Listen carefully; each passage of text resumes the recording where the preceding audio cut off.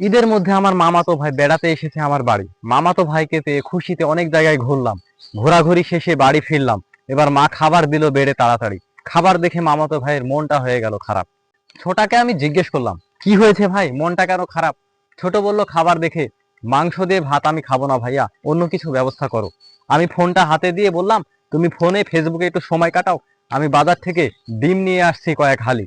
বাজার থেকে নিয়ে আসলাম 3 হালি ডিম, মায়ের হাতে দিয়ে বললাম, মা ভেজে দাও তাড়াতাড়ি। ছোটা বলল, থামো ভাই থামো, আমি গোস্তও খাবো না, আন্ডাও খাবো না, আমি এখন খাবো সান্ডা। সান্ডার কথা শুনে আমার মাথা গেল ঘুরে। ছোটাকে আমি জিজ্ঞেস করলাম, এই খবর কে দিল তোর কানে?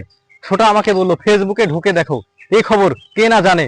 ছোটাকে আমি বললাম, ভাই খাবার দাবার শেষ করে নাও তাড়াতাড়ি, মা ভেজেছে আন্ডা। খাবার দাবার শেষে আমরা মাঠে যাব জাল নিয়ে, দুই ভাই মিলে জাল পেতে ধরবো সান্ডা।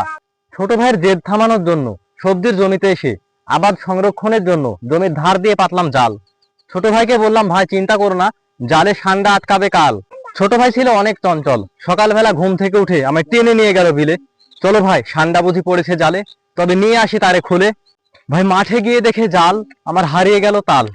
সত্যি সত্যি কি সান্ডা পড়েছিল ভাই কাল। ছোট তো অনেক খুশি, ভাবছে মনে মনে মজা করে খাবো। আমার তো ভাই চিন্তায় মাথা খারাপ হয়ে যাচ্ছে, এটাকে কি করে বাড়ি নিয়ে যাব? আপনারাই বলেন ভাই, এটাকে আমি কি করে বাড়ি নিয়ে যাব?